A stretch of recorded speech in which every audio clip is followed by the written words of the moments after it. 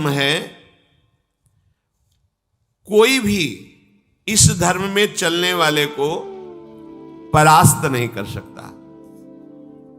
ये बात ध्यान से समझ लीजिए।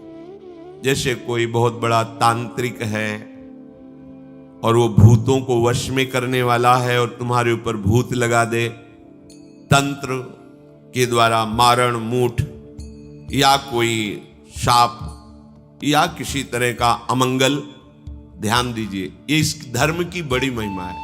यदि आप भगवद आश्रित हैं, नाम जप कर रहे हैं, तो ना माया का कपट चलेगा, ना किसी का तंत्र तुम्हारे ऊपर चलेगा, ना किसी का कोई मारण मंत्र चलेगा, ना कोई भूतावेश तुम पर आविष्टित कर सकता है, ना किसी भी तरह की कोई विष आदि की। यदि आप सच्चे हृदय से भगवान की शरण में हो तो तुम्हारे ऊपर विष का भी प्रभाव खवाया जाएगा। विष वो हो जाएगा स्वास्थ्य वर्धक अमृत। गरल सुधा, गोस्वामी जी कह रहे, रिपु करहि मिताई, गोपद सिंधु अनल शीतलाई। जो भगवान का आश्रित जन होता है उसको विष भी अमृत हो जाता है। अगर उससे दुश्मनी करेगा ना कोई और उसका बुरा चाहेगा, वो जितना कुप्रचार करेगा, निंदा करेगा, उतने उसका यश बढ़ेगा। अगर वो आग लगा देगा तो उसके शरीर में चंदन से भी बढ़कर शीतलता का काम आग करेगी। जो भगवद आश्रित है। श्री हरिराम व्यास जी ने भी प्यारी जू के चरणों के आश्रित जनों को पुष्ट करने के लिए बताया कि राधा प्यारी के चरणारविंद शीतल सुखदाई, कोटि चंद मंद करत नख बिद जुन्हाई। श्री राधा प्यारी के चरणारविंद शीतल सुखदाई। शाप ताप रोग शोक दारुण दुख आरी, लाल इष्ट दुष्ट दलन कुंज भवन चारी। हमारी गोरी भोरी प्रियाजू के गोरे चरणारविंद का जिसने आश्रय ले लिया है, शरणागति ले ली है और राधा राधा नाम जप करता है, तो किसी भी ऋषि का साप उस पे लागू नहीं होगा। हरिराम व्यास जी कह रहे ये विशाखा सखी के अवतार है।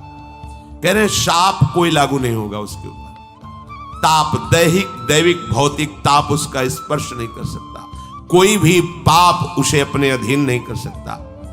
किसी का भी तंत्र मंत्र उसके ऊपर लागू नहीं हो सकता, क्योंकि ये चरणारविंद लालजू के भी इष्ट है और ये चरणारविंद दुष्टों की दुष्टता का दलन करने वाले और हृदय में प्रेम प्रकाशित करने वाले हैं। कोई भी भयानक से भयानक रोग तुम्हारे शरीर पर हो सकता है, पर वो तुम्हें अधीन नहीं कर पाएगा। शाप ताप रोग शोक, बड़ी से बड़ी हानि होने पर भी तुम्हें शोक स्पर्श नहीं करेगा। प्यारी जू के चरणों का जिसने आश्रय ले लिया, ये ऐसा परम धर्म है कि इसके आश्रित को कोई भी तंत्र मंत्र मूठ मारण भूत प्रेत पिशाच पिशाचनी कोई भी नहीं स्पर्श नहीं कर सकता। ध्यान रखना। हाँ, अपना कल्याण कराने के लिए सामने आ सकता है, क्योंकि नाम जापक ही सबके कल्याण का सामर्थ्य भाव रख सकता है। जो निरंतर नाम जप करता है उसमें सब सामर्थ्य आ जाती है।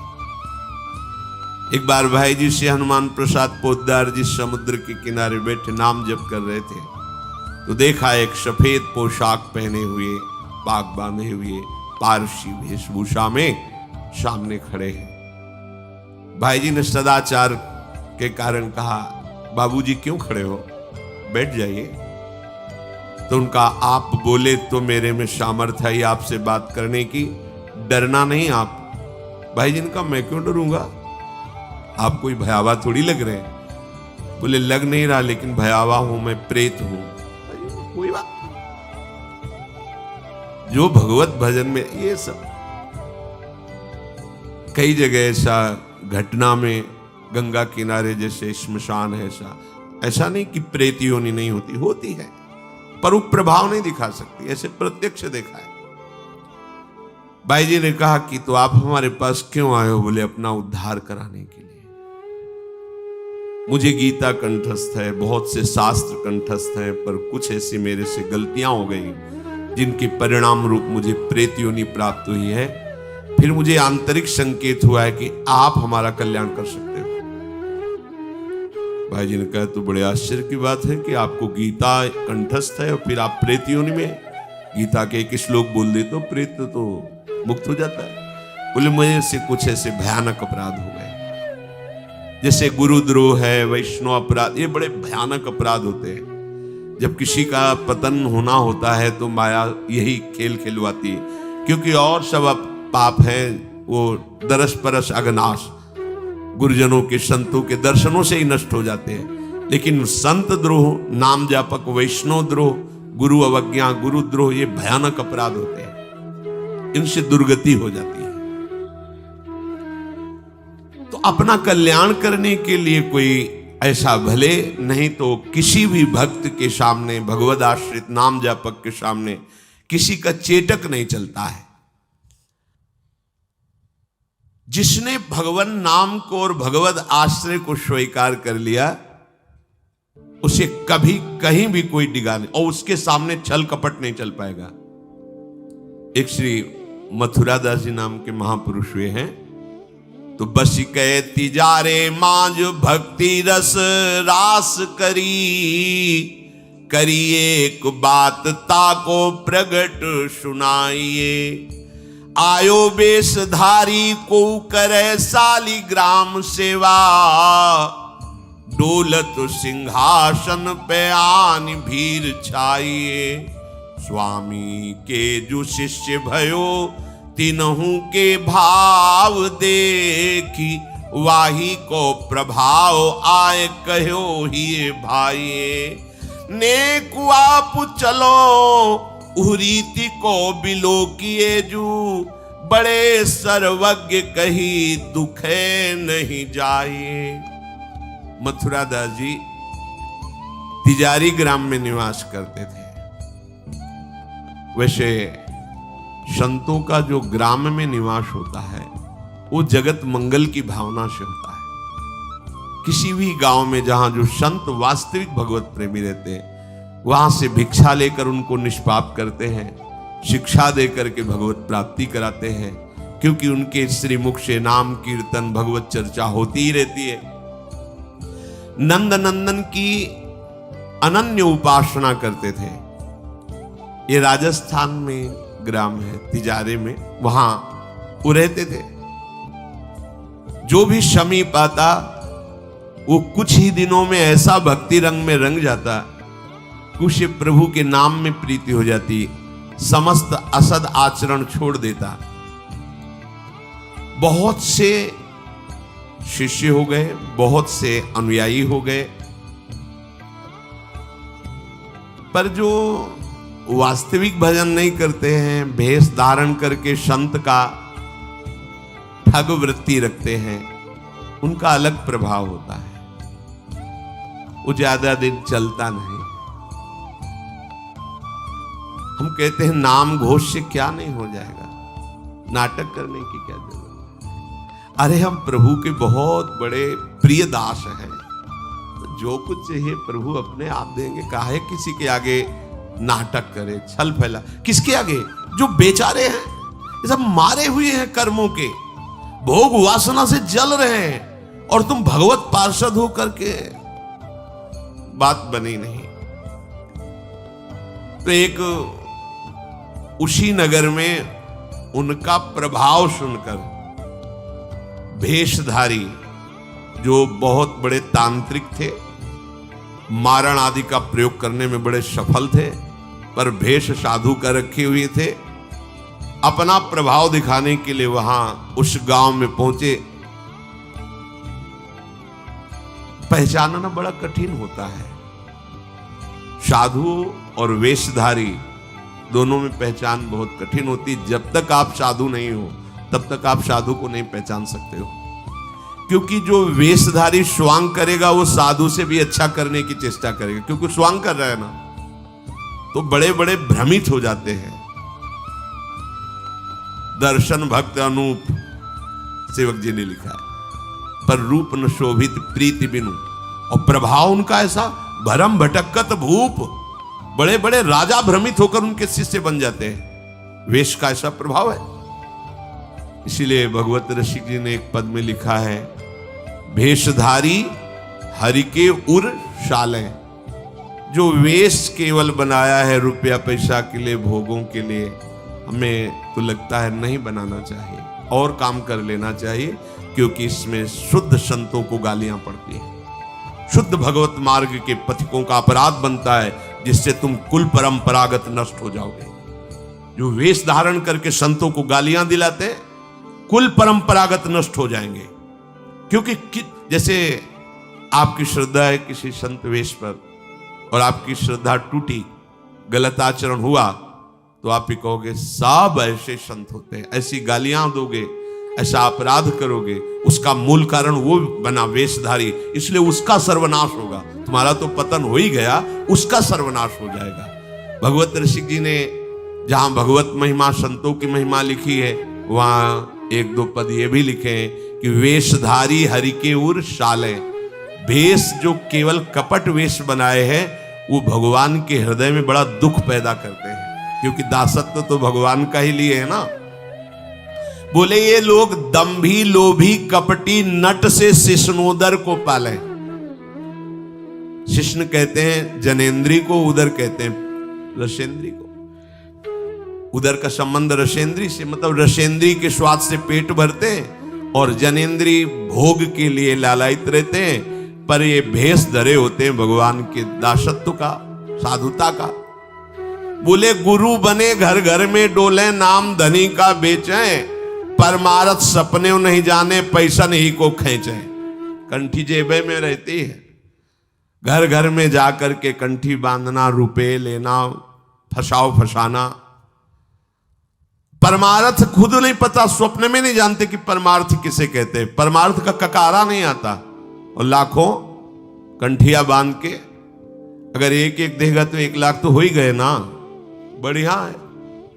हमने तो आज तक ऐसे साधु कभी एक नहीं देखे जो साधु रहे, खुद और दे ऐसे देखा है, ऐसे करते नहीं। पैसे देने वाले का आदर कभी साधु के यहां नहीं होता, अगर आदर हो रहा है तो साधुता में कच्चाई है।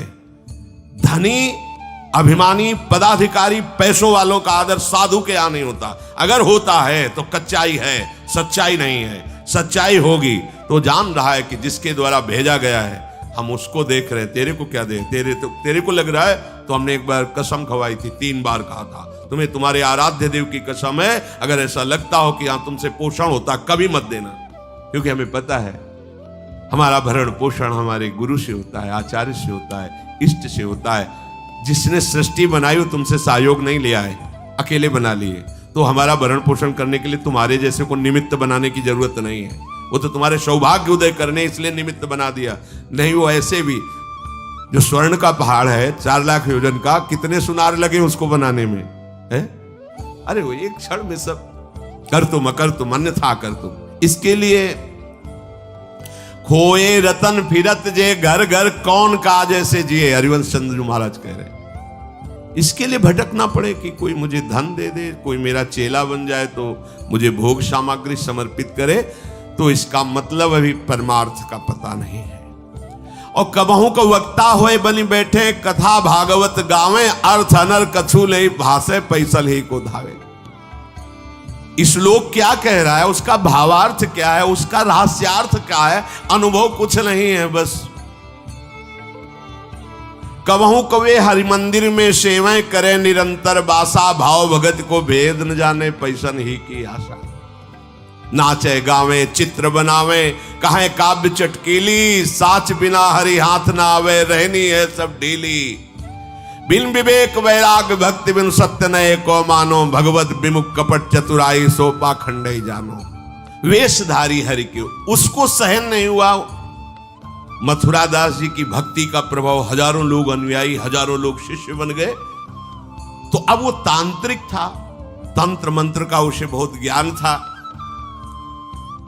श्री मथुरा दास जी जिस नगर में रहते थे वहां वो जाकर अपना नाटक शुरू किया।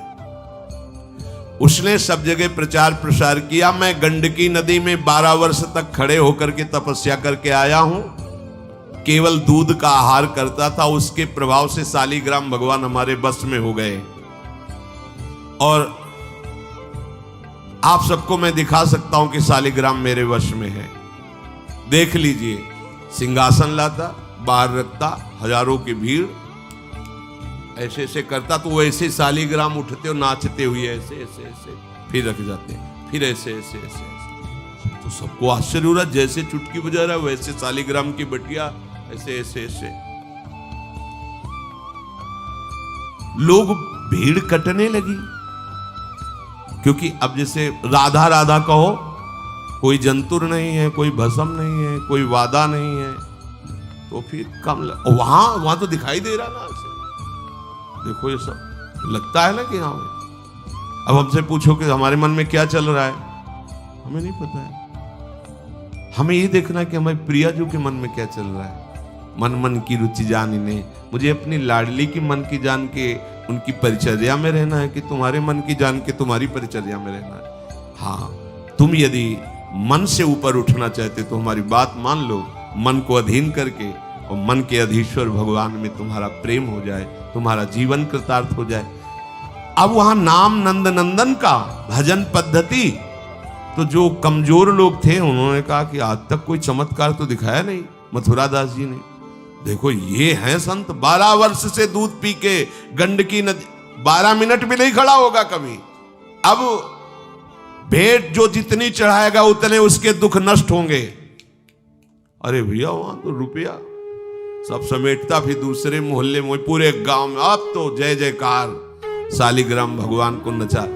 कोई सेवा की सामग्री लेने गए थे मथुरा दास जी की श्रीअंग सेवा में जो रहते थे संत जन, उन्होंने देखा, वो आए, बोले महाराज एक बड़ा चमत्कारी महात्मा आया, वो कह रहा 12 वर्ष से हम दूध पीकर गंडकी नदी में हो, वो ऐसे ऐसे करता तो साल। तो बोले भैया भक्त तो हो ही नहीं सकता, भक्त भला भगवान को अपना प्रदर्शन क्यों बनाएगा और उसके बदले में भेंट लेकर के, ये तो नाटक है भैया। वो देखे भी नहीं थे, बोले ये तो नाटक है, कोई संत ऐसा नहीं कर सकता, कोई भक्त ऐसा, कोई संप्रदायाचार्य से दीक्षित वैष्णव मार्ग में चलने वाला, ये तो अपराध है। तो उनका महाराज जी तो हजारों लोग वहां प्रभावित हो, अच्छा है भगवान उस रूप में। बोले नहीं महाराज, फिर सत्य मार्ग के प्रकाशित करने के लिए आप यहां विराजमान, अगर उसका कपट पाखंड चला तो हजारों लोग धोखे में हो जाएंगे, चलो आप एक बार उसके सामने। तो उनका कि यदि हम उसके सामने गए तो उसका सब ये दुकान बंद हो जाएगा। बोले महाराज जी आप जरूर चलो, क्योंकि आपके चलने से यदि लोगों की श्रद्धा भगवान में वास्तविक लगे तो आप भी तो यही चाहने के लिए यहां गांव में वास कर रहे हो। उनको बड़ा दुख हुआ कि एक तो उसको दुख होगा, उसका नाटक बंद होगा, दूसरा कि वो जान क्यों नहीं रहा है जिन भगवान को तुम नचा रहे हो, अगर वास्तविक उनके तुम सेवक बन जाओ तो तुम्हें सब कुछ प्राप्त हो जाएगा। शालिग्राम भगवान श्री हरि ही है, कोई और नहीं है। पर बहुत जब उन्होंने कहा तो कहा चलो अच्छा, तो पाए परि गए लेके जाए ढिग ठाढ़े भये, चाहत फिरायो पे न फिरे सोच पर्यो है, जान गयो आप कछु याही को प्रताप ये पे, मारो करि जाप यो विचार मन धर्यो है, मुठी ले चलाई भक्ति तेज आगे आई नाही, वाही लपटाई भयो ऐसो मानो मर्यो है, हुए करि दयाल जा जीवायो समझायो, प्रीति पंथ दर्शायो ही भायो शिष्य कर्यो है। सभी शिष्यों ने चरण पकड़ करके मथुरा दास जी को मनाया कि आप वहां चले। तो आप गए सादैव सहज स्वरूप साधु का, जाके भीड़ भी इनके साथ है कि भाई मथुरा, उनका भी प्रभाव था तो बहुत सी भीड़ साथ गई। जाकर के गांव वालों ने कहा कि भैया वो आप जो स्वामी जी दिखाते थे शालिग्राम भगवान का चमत्कार वो दिखाइए, हमारे गुरुजी आए हुए हैं। ये तो उसने जाना था कि महिमावान है तभी तो वो आया था, पर उसको ये पता नहीं था कि हमारा प्रोग्राम इनके सामने नहीं चल पाएगा, क्योंकि भगवान नाम जापक के आगे कोई तंत्र मंत्र, कोई श्राप पाप ताप, ये सब वास्तविक जो भगवत मार्ग में है। अब उसने निकाला सिंहासन और पूरा सब शालिग्राम जी को, तो केवल चुटकी ही बज रही थी, शालिग्राम भगवान वहीं बैठे थे। हर प्रयास कर लिया, कोई चमत्कार नहीं। लोगों ने कहा कि दिखाओ ना, अब ये हमारे गुरुजी हैं, गांव में रहते हैं। अब भक्त की निष्ठा के सामने भगवान को भी छोटा बनना पड़ता है। इतने महान भगवान भक्त बलि जी के सामने बामन बन के भीख मांगने के लिए गए। भक्ति निष्ठा जीत सकते थे, आज्ञा दे सकते थे, ना आज्ञा दी और ना विजय प्राप्ति की। भिक्षा में मांग करके दिया। माता दी थी कि आपकी चाह है कि राज्य पद देवराज को मिले, तो आपकी आराधना से मैं जाऊंगा, पर वो मेरा भक्त है, ना युद्ध करूंगा ना आज्ञा दूंगा, पर मांग के लाऊंगा। भगवान भिक्षुक बन के गए। भक्त के आगे नौटंकी नाटक कहां चल सकता है?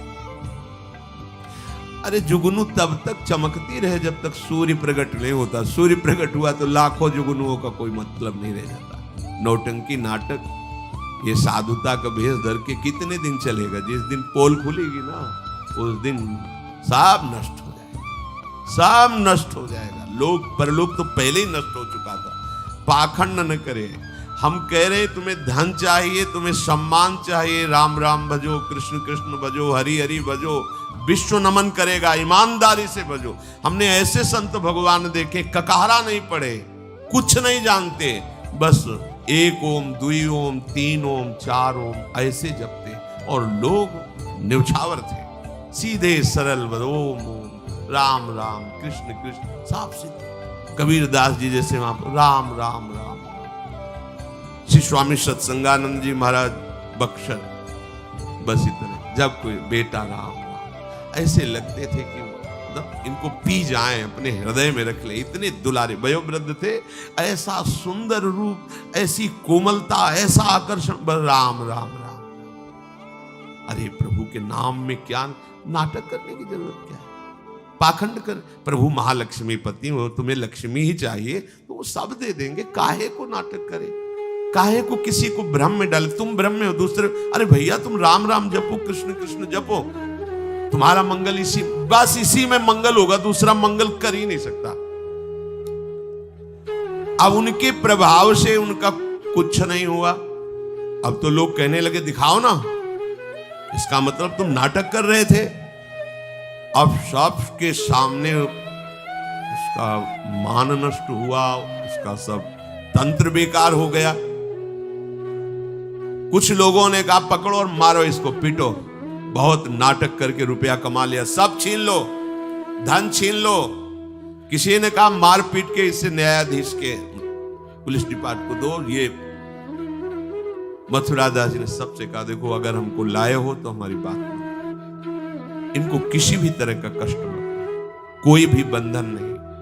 और उनसे कहा भैया आप जिसका नाटक कर रहे हो ना, अगर सत्यता से इसे मान लो तो जिन लोगों ने रुपए चढ़ाए ये बहुत थोड़े हैं, वो तुम्हें निहाल कर देगा। सत्यता से भजन करो, ये काहे को नाटक करते हो? इतना कह के वो चले गए। पर उसको समझ में नहीं आया। उसने कहा अच्छा तुम अपनी दिखा दी, अब मेरी देखना। सबके बीच में कहा तुमने अपनी दिखा दी, अब मेरी। मूर्ख को समझ में नहीं आता। उसने कहा ठीक है तुमने दिखा दिया, अब कल सुबह तक तुम देखना कि मैं तुम्हारा क्या करता हूं। क्योंकि उसे मारण का प्रयोग आता था। अब ये क्रोध उत्पन्न हो जाए तो राक्षस बना देता है, और क्रोध उत्पन्न होता है कामना से, और उसकी कामना सब नष्ट हो गई ना, सब किया कराया सब माटी हो गया, क्योंकि लाखों लोग प्रभावित हो रहे थे। अब वो क्रोध के वशीभूत होकर तामसी जप करने लगा। तामसी जप होता है विनाशकारी। अपवित्र सिद्धियां उसके पास थी। पवित्र सिद्धियां भी होती है जो दूसरों का मंगल करती है, अपवित्र सिद्धियां होती है जो दूसरों का नाश करती है। उसने मारण विद्या का अनुष्ठान किया, जिसे देहाती भाषा में मूठ कहते हैं। आज मैं इस अविचार से उस महात्मा का सर्वनाश कर दूंगा। भूल भूल भारी भूल। जो साधु की मीच तक है वो उसी मीच से मरता है। ये तो समझ में ही नहीं आया। सरस्वती जी को देवता और ब्रह्मा जी सब प्रार्थना कर रहे हैं कि अयोध्या वासियों की बुद्धि तो बदल दी, वापस गए। भरत जी आ रहे हैं, इनकी बुद्धि बदल दो, नहीं भरत जो कहेंगे वही राम करेंगे। तो दिमाग पलट गया है भरत की बुद्धि। अरे प्रभु का इशारा था इसलिए अयोध्या वासियों की बुद्धि बदल दी। भरत जी के विषय में सोचोगे भी तो नष्ट हो जाओगे। महाप्रेमी भरत के विषय में सोचना ही तुम्हारे लिए अमंगल हो जाएगा। और हम क्या, करोड़ों सरस्वती भी हो तो भरत की भाव भरी भक्ति में बाधा नहीं पहुंचा सकती। अब उसने प्रारंभ किया, बैठ करके आसन में मूठ कर एक खप्पर जैसी आकृति प्रकट होती है और उसमें जाजुल्यमान तेज होता है। और वो जहां जाएगा तो जिसके पास जाना है वहीं शुरू हो जाएगा उसका खून पोकना, नीचे से शौच द्वार से मुंह से खून की उल्टी आना, उसके पहुंचते पहुंचते और जहां पहुंची तो वो नष्ट हो जाएगा, मर जाएगा और वापस चली जाएगी। वहां जाके प्रमाण देगी कि हम काम कर रहे हैं। वहां भक्तों ने देखा कि एक खप्पर में आग जलती हुई राउंड राउंड ऐसे गोला होता है। तो जाके कहा मथुरा दास जी से, ये उसकी चलाई हुई मूठ है, तुम कुछ परेशान मत हो, यहां कुटिया की डेहरी में भी प्रवेश नहीं करेगी। अब वो आकर के मारण बस वहां घूम रहा है। मथुरा दास जी निकल के आए, हाथ जोड़ा, क्योंकि सब मंत्र सब सिद्धियां भगवान की तो ना, चाहे पवित्र हो या अपवित्र हो, तो उनका तुम सर्वज्ञ भगवान की ही शक्ति से संपन्न हो। तुम जानती हो कि हमारा कोई अपराध है क्या? अगर अपराध है तो हम बाहर निकल के आते हैं, आप हमें नष्ट कर दो। यदि अपराध नहीं है तो जिसके द्वारा किया गया उसको दंड दो। तुरंत मूठ वापस हुई, कोई मंत्र मंत्र नहीं पड़ा, तुरंत वो मारण वापस हुआ। उधर शुरू हो गया उसका खून, नीचे से ऊपर से, जैसा इनके जैसे काशी नरेश को जब पौंड्रक राजा के साथ भगवान ने उद्धार किया तो उसके लड़के का नाम था सुदक्षिण। वो पंडितों से विला बोला, ऐसा मारण प्रयोग कर सकते हो कि द्वारिका को मैं द्वारिकाधीश नष्ट कर दे।